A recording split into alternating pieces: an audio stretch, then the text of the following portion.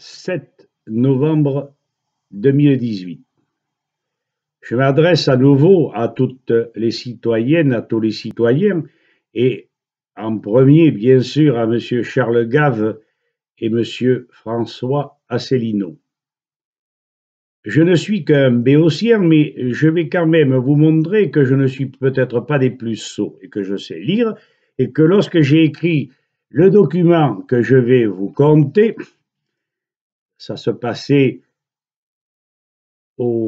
à l'avant-dernière élection législative, je me suis présenté 4 fois, je ne me rappelle plus très bien. Mais je vais faire un petit bilan pour vous démontrer que l'économie actuelle ne devrait plus avoir cours. Je ne tape pas dessus, je reste simple et je voudrais que les citoyennes et citoyens mettent leur petit grain de sel. Donc la vidéo s'intitule « Peut-on neutraliser le chômage dans une économie de marché ?» La loi de capitalisation de l'argent, loi de marché, exige le rendement financier maximum ou maximal du capital investi.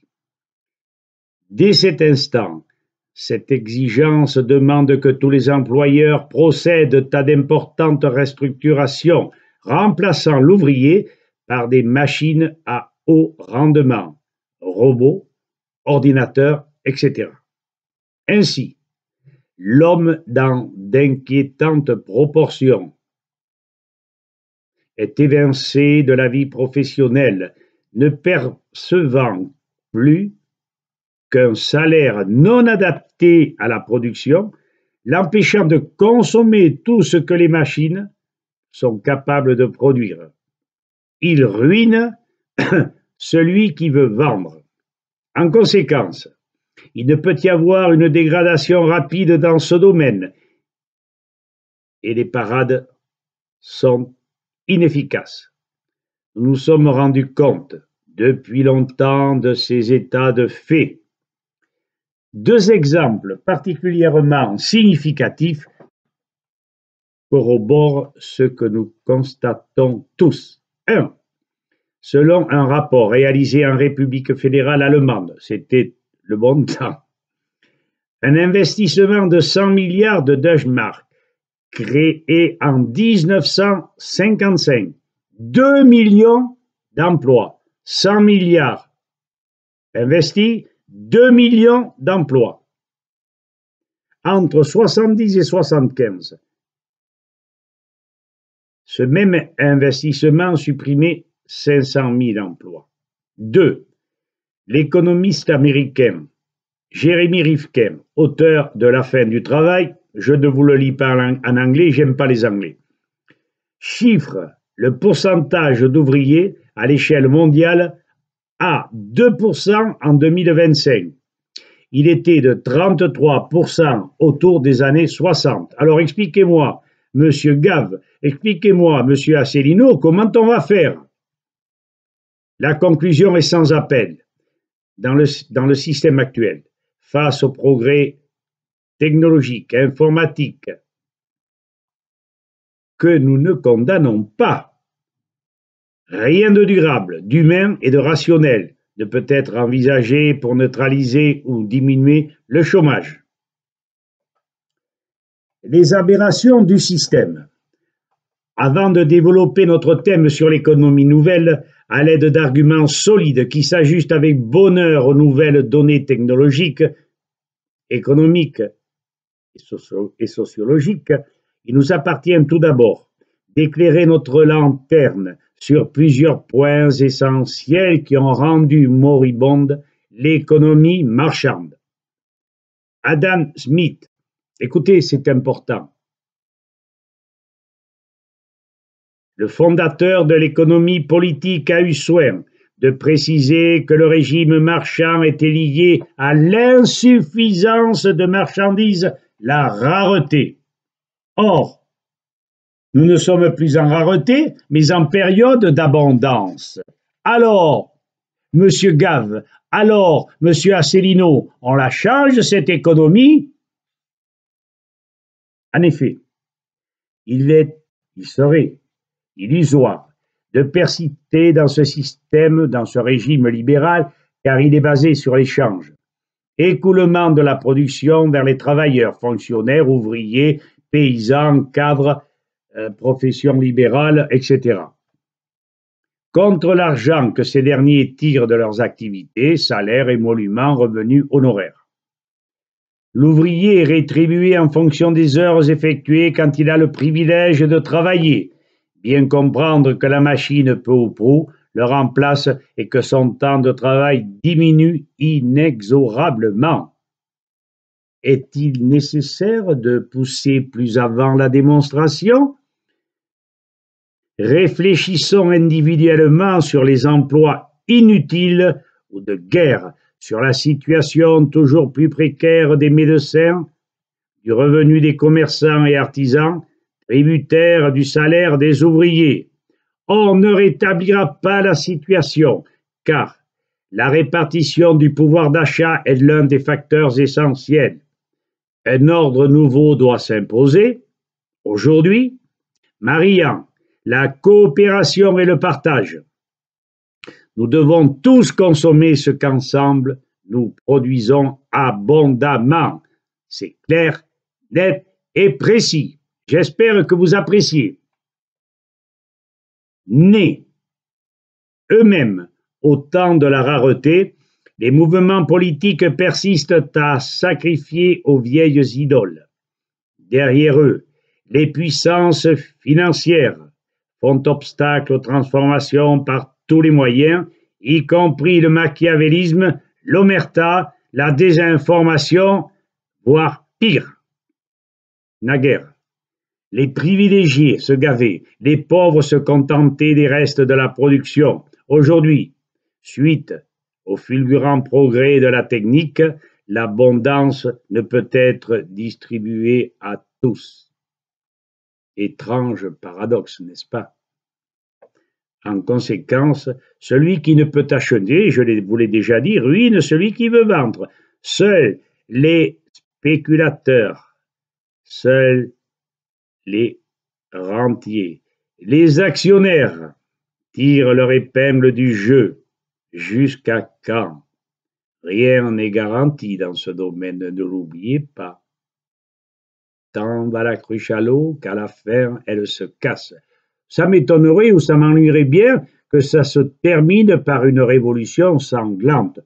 C'est vrai que les gens ne sont plus ce qu'ils étaient et mangent encore à leur faim, même si c'est du pain blanc avec du gluten ajouté, hein, ils ont toujours le ventre plein. Mais nom de Dieu, le jour où ils comprendront qu'avec du pain complet et des olives, on garde une santé d'enfer. Et oui, c'est très simple la vie, et on s'ingénie à la compliquer. Désormais, les nantis d'hier, au seuil de l'état critique, profession libérale, PMI, PME, secteur de l'informatique, ne pourront plus rester riches si la pauvreté s'étend. En méconnaissant ce bouleversement fondamental, nous ne pouvons pas comprendre. Et si nous ne réagissons pas, nous nous condamnons à la misère devant une puissance de production énorme, facilement distribuable. Et ces salauds de lobby et d'oligarques feront quoi? Eh bien, ils pousseront l'industrie de guerre jusqu'au moment où, en ayant trop produit, il faille s'en débarrasser. Et vous savez comment on s'en débarrasse? En armant chaque citoyen, hein, et en chargeant les mortiers, les canons, etc. C'est pas moi qui l'ai inventé. Ça s'est déjà fait au cours des 2 dernières guerres. Nous ne devons pas oublier, tout en restant critiques et objectifs, dans l'intérêt de tous, à l'heure présente et future, que les richesses d'une famille, voire celles d'une nation, ne peuvent être liées, et ceci sans dissociation aucune, qu'à la qualité et quantité de produits manufacturés ou alimentaires, ceci en fonction d'une demande planifiée. Oh, ne poussez pas des hauts cris, planifiée, oui, raisonnable, oui, par les consommateurs eux-mêmes. Et on revient vers les Suisses, n'est-ce pas? et non empiriquement ou par stratégie politique par l'État qui ne devrait pouvoir exercer que contrôle et gestion. Ainsi, démontrons-nous que nous ne nous inspirons pas du communisme, mais restons fidèles aux vertus des lois naturelles de Silvio Gesell. Pas de survie sans activité, pas d'activité sans profit, pas de profit sans échange, pas d'échange sans monnaie, en ajoutant à ces règles strictes rien de tout cela sans un respect rigoureux des lois de la nature.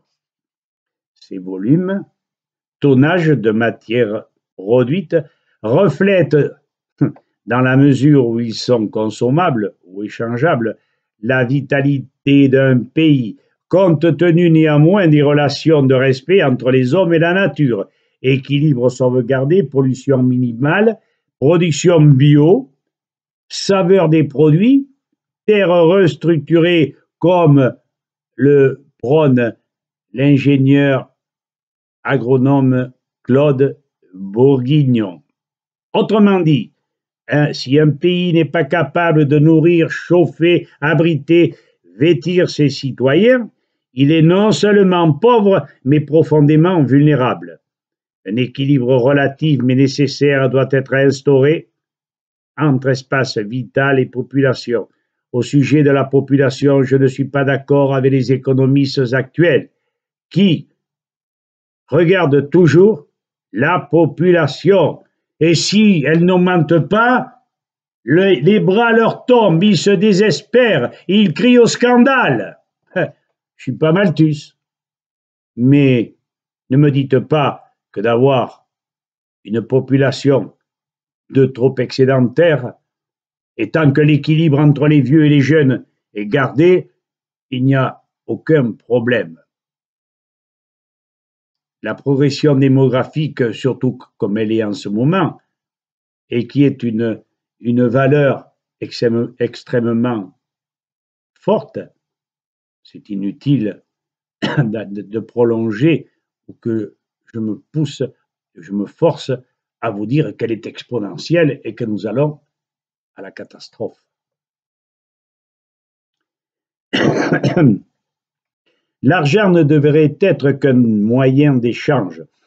La spéculation, les cours de la bourse ne sont que pure invention de l'homme. On ne digère pas le papier, fût-il de banque. Pour aussi fortuné que soit un retraité ou un actif, une famine, un bouleversement climatique, l'arrêt subit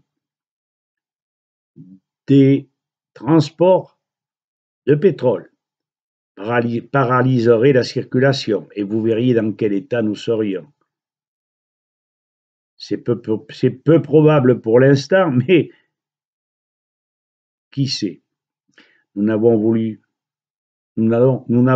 pas voulu engager un procès en règle contre les trusts et les politiques. Cela va de soi. Nous avons voulu, et c'est logique, montrer le plus simplement possible les plus grosses failles du système. Nous allons nous attacher sans invention, le plus concrètement possible, à montrer de quelle manière remplacer le système actuel, qui fut, nous le reconnaissons, nécessaire jusqu'à la fin du XIXe siècle, par une économie plus humaine, en rapport avec les progrès du machinisme, sans oublier l'homme dans sa mentalité, ses qualités, ses travers et sa faculté d'évoluer. Rappelez-vous du livre de Silvio Gesell, L'ordre économique naturel. Voilà. Si vous le désirez, je continuerai le petit face-à-face ou le tête-à-tête à trois avec Monsieur Asselineau et Monsieur Gave, mais seulement si vous me le demandez. Restez pas les bras croisés, faites-moi plaisir un peu. Hein. J'ai un petit ego, petit c'est sûr, mais de temps en temps dire dodon, même ne rien dire mais sourire, me ferait énormément plaisir, n'est-ce pas? Eh oui, je suis un homme. Et j'ai besoin d'être de temps en temps ou félicité ou gourmandé. Pas engueulé parce que j'aime pas trop ça. Voilà. Alors, je vous remercie de votre patience. Je souhaite que M. Gave et M. Asselineau me disent ce qu'ils en pensent, ce qui m'étonnerait fort. Mais si M. Asselineau veut être élu, je lui donnerai un coup de main, il faudra qu'il m'appelle. Au revoir.